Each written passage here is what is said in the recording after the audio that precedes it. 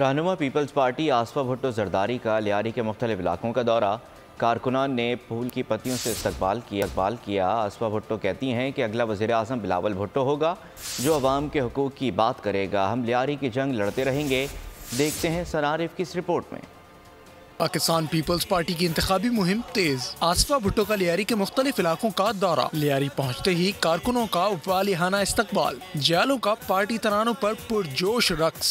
आसफा भुट्टो ने कारकुनों से खिताब करते हुए कहा, हमारे पास अवाम दोस्त मंशूर मौजूद है। लोगों की मुश्किलात हमारी मुश्किलात हैं। हुकूमत में आते ही 30 लाख घर कच्ची आबादियों को रेगुलराइज और 300 यूनिट मुफ्त बिजली देंगे। जियालों को बताया 8 फरवरी को जीत अवाम की होगी, जीत पीपल्स पार्टी की होगी।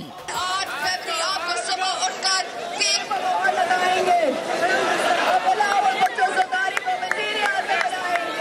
लोगों का मुश्किलात हमारी मुश्किलात है। हम वादा करते हैं कि आपको 30 लाख घर बनाएंगे, 300 यूनिट को बिजली सोलर पर देंगे। रैली में नबील गबोल, उस्मान हिंगोरो, सईद गनी समेत दीगर रहनुमा भी शरीक थे। सब्सक्राइब करें और बेल दबाएं ताकि कोई खबर रह न जाए।